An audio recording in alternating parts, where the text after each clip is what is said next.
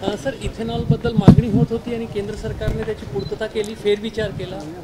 मी केंद्र सरकारचे विशेषतः आभार मानतो की इथेनॉलच्या संदर्भात जो काही निर्णय केंद्र सरकारने घेतला होता आमच्या सगळ्यांची मागणी केंद्र सरकारपर्यंत पोहोचली आणि केंद्र सरकारने त्या संदर्भात फेरविचार केलेला आहे। विशेषतः केंद्र सरकारच्या आग्रहावरनं आणि केंद्र सरकारने सबसिडी देऊन मोठ्या प्रमाणात इन्व्हेस्टमेंट ही इथेनॉलच्या क्षेत्रात विशेषतः ज्यूस टू इथेनॉल बी हेवीपासून इथेनॉल याच्यामध्ये केली होती आणि त्यामुळे अशा प्रकारची बंदी आल्यानंतर त्याच्यामध्ये अडचणी निर्माण झाल्या असत्या।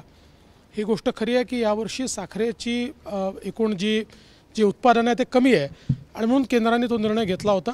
पण त्यात काही अल्टरनेटिव्स देखील आम्ही त्यांच्या नजरेस आणून दिले होते आणि आता आनंदाची गोष्ट आहे की केंद्राने तो परत घेतला आहे। महाराष्ट्रातल्या उद्योगाला याचा मोठा फायदा होईल।